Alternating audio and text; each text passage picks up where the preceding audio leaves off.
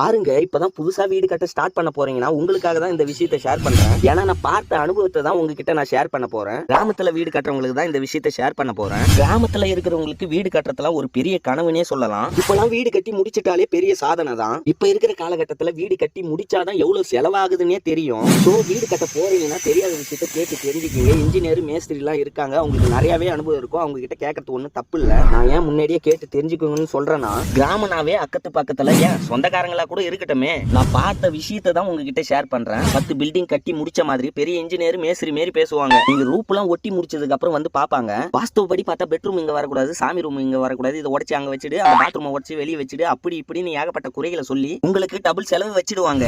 நான் யாரையும் குறை சொல்ல விரும்பல, ஒரே வார்த்தை சொல்றேன். நீங்க வீடு கட்ட ஆரம்பிக்கிறீங்கன்னா அடுத்தவங்க சொல்ற வார்த்தையெல்லாம் கேட்காதீங்க. நீங்க இதுக்குன்னு டைம் ஒதுக்கி முன்னாடி 4 விஷயத்தை தெரிஞ்சுக்கிங்க. இப்படிதான்ப்பா வீடு கட்டணும்னு முடிவு பண்ணிட்டீங்கன்னா அதுக்கப்புறம் வேலையை ஸ்டார்ட் பண்ணுங்க. வீடு கட்டுற விஷயத்துல யாரையும் நம்பாதீங்க, உங்களை மட்டும் நம்புங்க. பக்கத்துல இருந்து வீடை பார்த்து கட்டுங்க. ஏன்னா சம்பாதிச்ச காசு மட்டும் வச்சு வீடு கட்ட முடியாது, கண்டிப்பா கடன் வாங்கி தான் ஆகணும். நான் லாஸ்டா ஒரு விஷயத்த சொல்றேன், அடுத்தவங்க வார்த்தையை மட்டும் கேட்கவே கேட்காதீங்க. உங்களை மட்டும் நம்புங்க, தெரியாத விஷயத்த தெரிஞ்சுக்கிங்க.